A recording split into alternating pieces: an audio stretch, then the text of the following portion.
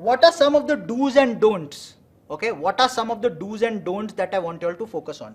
Let's have a look at that. Point number 1, all documents ready by 26th November. Now, what are the documents? You're talking about admit card. Remember a trick that I told you all in the last session I took on Thursday with respect to the admit card? I won't repeat it. Ensure that you do that. Okay? Ensure that you do that. Very, very important. Okay? Number 2, ensure you have your, photo identity proof with you. Carry your photo identity proof. In the admit card, the self-declaration, please fill it up. Admit card, it can be black and white printout as well. Don't get too worried. It doesn't have to be a colored printout. Okay? Do carry the photo identity proof. Don't miss that out. Okay? Don't forget that. It will become a hassle. Okay? That is the second thing. The third thing is, generally they don't give you they don't allow you to carry your mobile phones. They won't allow you to carry your keys. They won't allow you to carry money. They won't allow you to carry your wallet into the exam hall. So sometimes they turn around and they, they tell you that you need to keep it outside. Now, they will not take responsibility of keeping it safe. So just take a call on how you want to do it. Okay, so just take a call on how you want to do it. You might not want to carry a lot of money. You might not want to carry keys and stuff. Okay?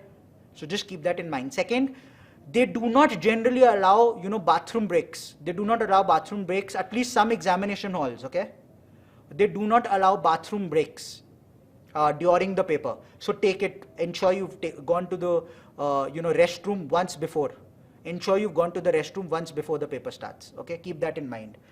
Recheck your travel plan, very important. Some of you all might be, I am traveling almost close to 55-60 kilometers. I'm traveling close to 55-60 kilometers for my exam. Luckily, I'm in the second slot, so at least that gives me time. Some of you all might be doing the same in slot 1. Some of you all might be doing it even earlier. You might be traveling 150 kilometers, might be in a different city altogether. Shivani, look at your admit card. Admit card ke andar wahan pe self declaration hai. Okay, that's it. There's no separate form. Okay. Okay, so do ensure that your travel plans are in check. Do ensure that you've reached the venue on time, reach the city of your examination one day beforehand so that you can reach the exam center in time. Okay, so don't worry too much on that. Okay, self-declaration COVID form to be carried with admit card, that is towards the admit card. Okay, what about jewelry? So generally jewelry is not allowed. For example, I've got my kada here. Generally, they don't allow it. They tape it. They tape it with, brown sellotape. They tape it and they allow you to go because there are metallic detectors there. It's almost like an airport, They frisk you very seriously because it's a very, very serious and important exam. So generally, I would urge you not to have your jewelry. Unless it's something religious and you want to have it, it's okay. Wear it, but they will tape it or something, okay? But ideally, try avoiding. Okay? Avoid earrings, avoid nose ring, avoid chains and all of that. Okay? That's my recommendation. This, according to me, might happen. Now, some of you all are asking me, would gloves be compulsory? Now, I stated this in 60 days to CAT. I'm stating it again. My take, carry gloves. They might not be compulsory, but a couple of centers might turn around and be slightly irritating. It has happened before. Few centers are very accommodating and they turn around and they allow you to take a bathroom break during the exam. Few centers don't even allow you to take a bathroom break after you've entered the examination room, even if it's 1 hour before the exam.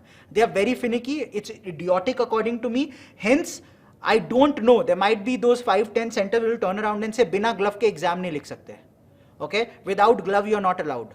So please practice doing that. I had stated this almost 2 months back. Write a few mocks wearing gloves. Simulate the CAT exam. It's not easy.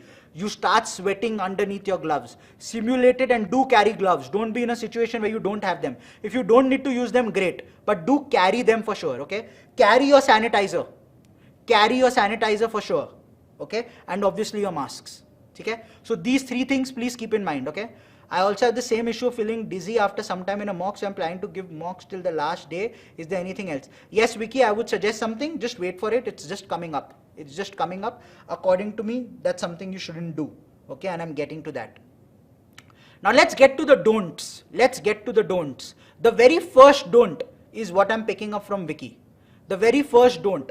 Please don't do anything in the last 3 days before CAT.